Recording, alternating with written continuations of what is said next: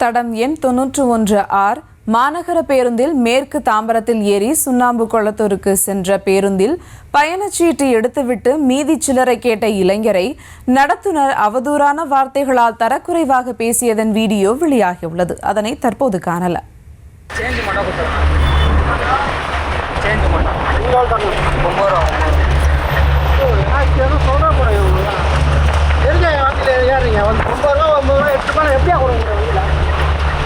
வரதே எப்பயாவது ஒரு நாள் பஸ்ல வண்டி சர்வீஸ் விட்டு வராங்க. நான் எவ்வளோ வரும்னு எனக்கு என்ன தெரியும்?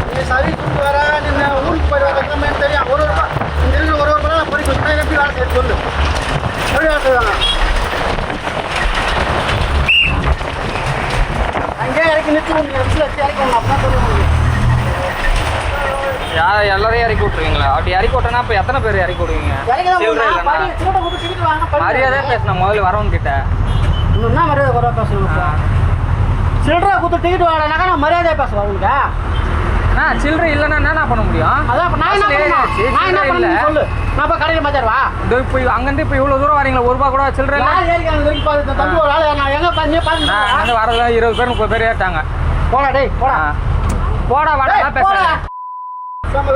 உன் பேர் என்னது? பேர் என்னது?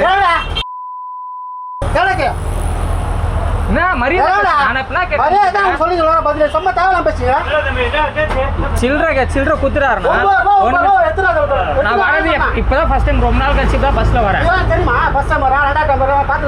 அதெல்லாம் நான் பார்க்க சொல்லலாம். அது வாடா போட மரியாதை எல்லாம் போயிட்டு பேசுறாரு. இப்ப நீ அவர் தானே சொன்னாரு. செய்திகளை உடனுக்குடனும் துல்லியமாகவும் தெரிந்து கொள்ள சப்ஸ்கிரைப் பண்ணுங்க.